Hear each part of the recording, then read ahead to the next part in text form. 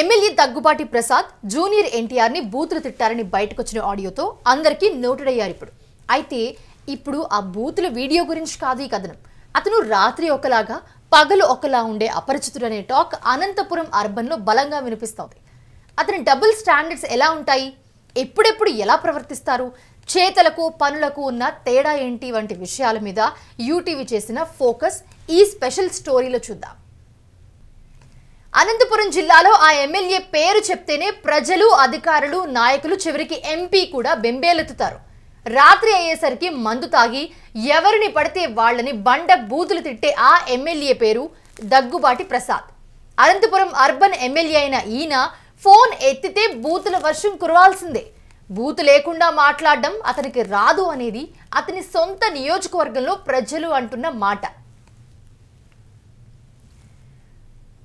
Anantapuram urban నియోజకవర్గానికి మొదటిసారి MLA అయిన దగ్గుబాటి ప్రసాద్ ఎన్నికల ముందు మంచివాడు, సౌమ్యుడు అనుకున్నారంతా కూడా. అధికారం చేతికొచ్చాకే అయ్యగారి అసలు స్వరూపం బయటపడిందని జనం బెంబేలెత్తుతున్నారు. ఎన్నికలు అయ్యి ఎమ్మెల్యేగా గెలవగానే దాడులు, దౌర్జన్యాలతో అతని అనుచరులు విరుచుకుపడిన సంఘటనలు అనేకం ఉన్నాయి.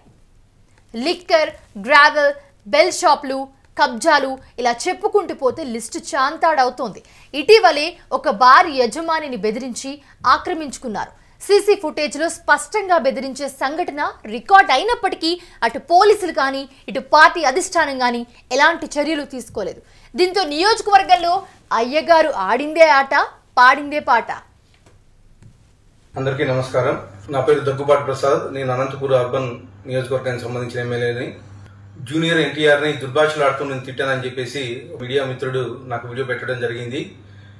గత 10-15 రోజుల నుంచి అనంతపురం అర్బన్ రాజకీయాల్లో ఏం జరుగుతుందో అందరికీ తెలుసు.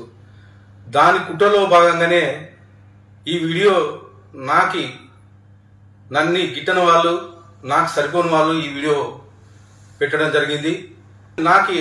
నారా ఫ్యామిలీ అన్నా కానీ, నందమూరి ఫ్యామిలీ అన్నా కానీ చాలా అభిమానం. నేను చిన్నప్పటి నుంచి నందమూరి ఫ్యామిలీ అభిమానిగా పెరిగినోడిని. దీంట్లో ఎలాంటి వాస్తవాలు లేవు. ఖచ్చితంగా ఈ వీడియో కానీ, ఈ ఆడియో రికార్డు కానీ నాది కాదని చెప్పేసి తెలియజేసుకుంటాను. ముఖ్యంగా మా అనంతపురం లోకల్ రాజకీయాల్లో భాగంగా ఈ వీడియో సరిపడిన వాళ్ళు పెట్టడం జరిగింది. ఖచ్చితంగా ఇప్పుడే నేను ఎస్పీ గారికి కానీ కంప్లైంట్ చేయడం జరిగింది. దీని మీద గట్టి చర్యలు తీసుకోవాలని చెప్పేసి ఎస్పీ గారిని కోరడం జరిగింది.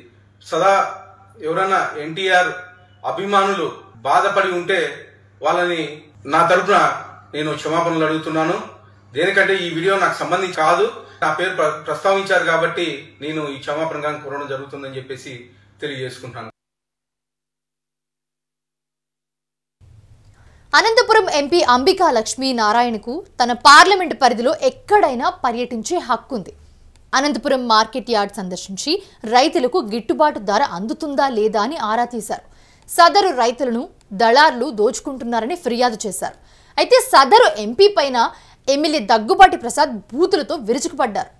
సదరు ఎంపీ అధిష్టానానికి ఫిర్యాదు చేసినట్టు కూడా సమాచారం. అయినా కూడా ఫలితం శూన్యం. అక్కడ ప్రస్తుతం అర్బన్ నియోజకవర్గంలో పనిచేస్తున్న అధికారులపై కూడా బూతులతో విరుచుకుపడిన సందర్భాలు అయితే చాలానే ఉన్నాయని చెప్తున్నారు. ఉద్యోగులు చెప్పుకోలేని భాషలో బూతులు తిట్టినా ఏం మాట్లాడకుండా వెనుదిరగకుండా ఉండిపోయారు. పై అధికారులకు ఫిర్యాదు చేసినా ఎమ్మెల్యే కదా ఏం చేయలేం, సర్దుకుని పోండి అని చెప్పినట్టుగా సమాచారం. అధికారులు, ప్రజలు, ఉద్యోగులే కాకుండా సీనియర్ జర్నలిస్ట్ ఇంటిపై కూడా దాడి చేసి బైక్ ధ్వంసం చేశారనే ఆరోపణలున్నాయి. మాకు వ్యతిరేకంగా మాట్లాడితే పరిణామాలు తీవ్రంగా ఉంటాయని వార్నింగ్ ఇవ్వడం ఆయన గారి స్టైల్. తాజాగా ఇటీవల ఒక మైనార్టీ ఆప్టికల్ షాప్ వివాదంలో ఎమ్మెల్యే అనుచరుల తలదూర్చి అయితే అందులో పనిచేసే సిబ్బందిని కూడా తరిమి కొట్టి షట్టర్ వేసేశారు.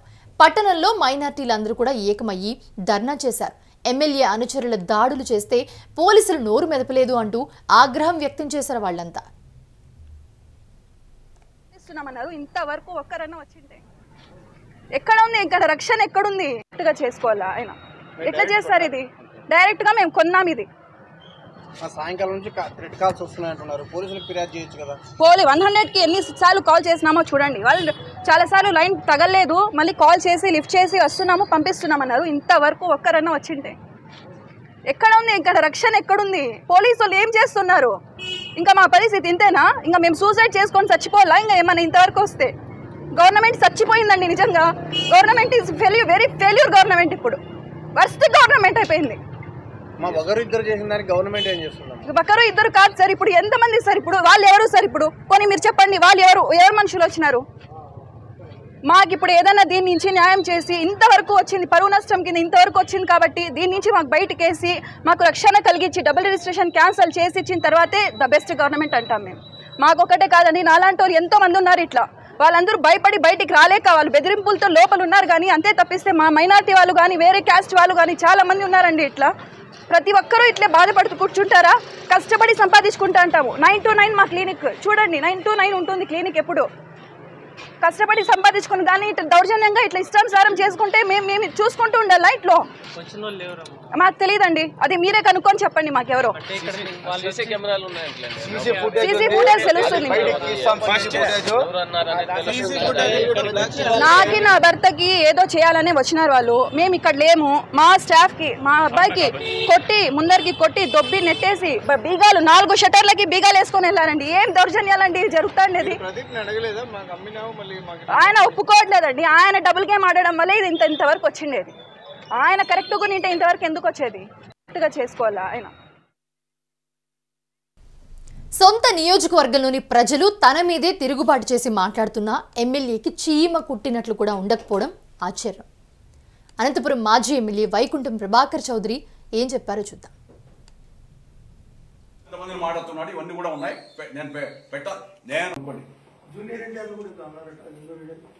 జూనియర్ అంటే అన్నారా ఇంకోటి అన్నారా? అది అది ఆయన రాత్రి మాట్లాడలేదా చెప్పానండి. ప్రతిరోజు ఎంతమందిని మాట్లాడుతున్నాడు, ఇవన్నీ కూడా ఉన్నాయి.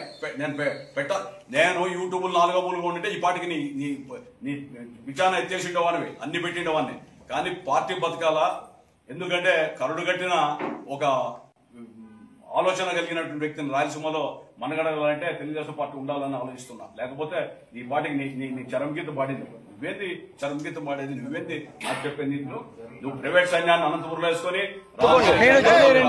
వైఎస్ఆర్ లో ఆడ సునీత తర్వాత శ్రీరామ్ వాళ్ళందరూ కూడా ఎగనెక్ట్ చేసే వ్యక్తులందరూ కూడా పిలుచుకొని ఇచ్చావు.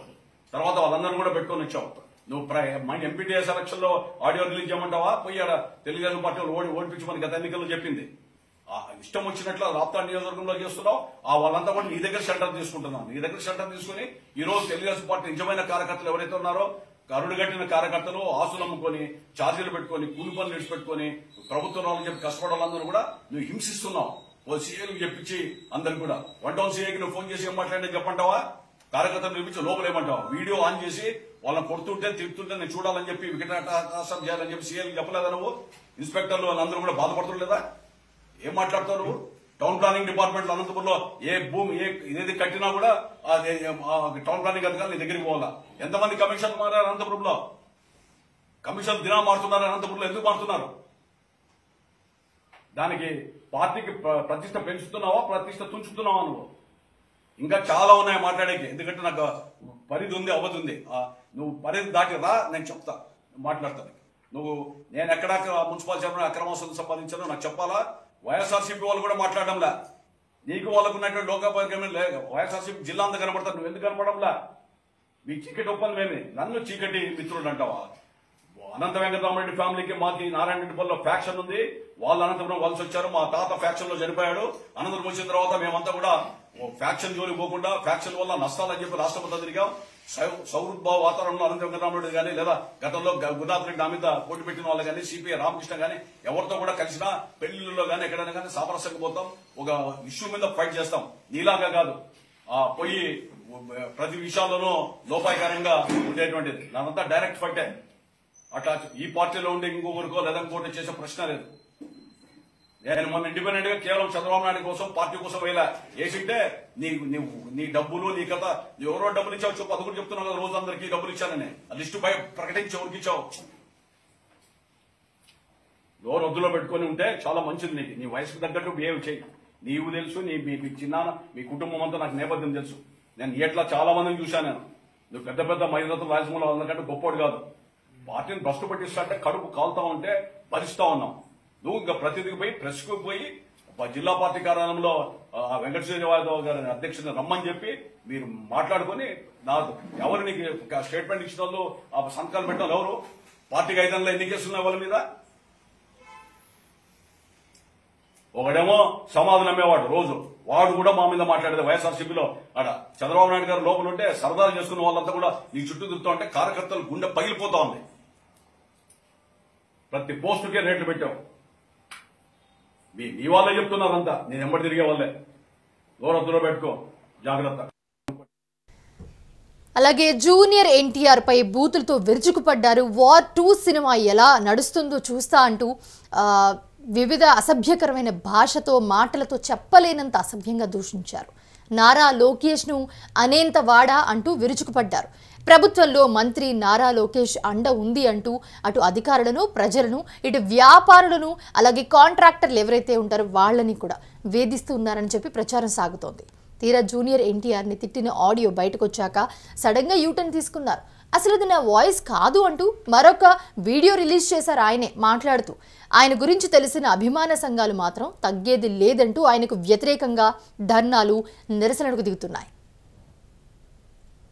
నేను జూనియర్ ఎన్టీఆర్కి గత 15 ఏళ్ళుగా విరోధులని సో మా హీరోని ఎమ్మెల్యే గారు ఇష్టం వచ్చినట్లు ప్రవర్తించి మాట్లాడినారు ఆయన ఏదో ఉద్దేశించి మాట్లాడాడో మాకు తెలియదు మా హీరోకి రాజకీయానికి సంబంధం లేదు మా హీరో గత 15 ఏళ్ళప్పుడు చెప్పాడు స్టేట్మెంట్ ఇచ్చాడు తెలుగుదేశం పార్టీకి నా అవసరం ఎప్పుడు వచ్చినా నేను ఎప్పుడు వెళ్ళలో ఉంటానని చెప్పాడు ఆయన అదే బాటలోనే మేము నడుస్తున్నాము మేము సపోర్ట్ చేస్తున్నాం టీడీపీకి మేము ప్రతి ఒక్కరు ఎన్టీఆర్ అభిమాని ఓట్లు వేశారు మేము ఓటు ఏంది ఆయన ఎమ్మెల్యే కాకుండా లేడు మేము ఓట్లు వేసింటానే ఆయన ఎమ్మెల్యే అంటాడు అది కూడా దృష్టిలో పెట్టుకోవాలి ఎమ్మెల్యే గారు అనవసరంగా ఎన్టీఆర్ జోలికి వస్తే బాగుండదు ఇది ఇంకొకసారి పొరపాటున ఏమైనా మాట్లాడకుండా మేము వదిలిపెట్టాము 4 కాళ్ళ మధ్యలో పోయి క్షమాపణ కోరితే మేము ఒప్పుకోము బహిరంగంగా మాకంటూ జిల్లా రాష్ట్ర స్థాయి కన్వీనర్ ఉన్నాడు మా రాయలసీమ అధ్యక్షుడు ఉన్నాడు ఎన్టీఆర్ ఫ్యాన్స్ ఉన్న టౌన్లో వాళ్ళ ముందర వచ్చి ప్రెస్ మీట్ పెట్టి ప్రెస్ మీట్ ముందర ఆయన క్షమాపణ కోరాలని మేము కోరుకుంటున్నాం అంతకన్నా మాకు ఇంకో మాట అనవసరము ఆయన ఏమీ మేము ఇది చేయలేదు కించపరచలేదు మా ఎన్టీఆర్కి ఘోరంగా మాట్లాడాడు మా ఎన్టీఆర్కి క్షమాపణ కోరాలని మేము కోరుతున్నాం దగ్గుబాటి ఎమ్మెల్యే గారు ఎన్టీఆర్ని ఇలా దారుణంగా మాట్లాడడం తప్పు అందరి మధ్య మా ఫ్యాన్స్ అనేది ఉంటుంది కాబట్టి అందరి మధ్యలోకి వచ్చి క్షమాపణ చెప్పాలని డిమాండ్ చేస్తున్నాం నేను జూనియర్ ఎన్టీఆర్కి చూశారు కదా ఆ ఎమ్మెల్యే ధోరణితో విసిగిపోయిన ప్రజలు ఎమ్మెల్యేగా ఆయనకు ఇదే తొలిసారి మరియు చివరిసారి అనే అభిప్రాయం అయితే చాలా క్లియర్గా వ్యక్తం చేస్తూ ఉన్నారు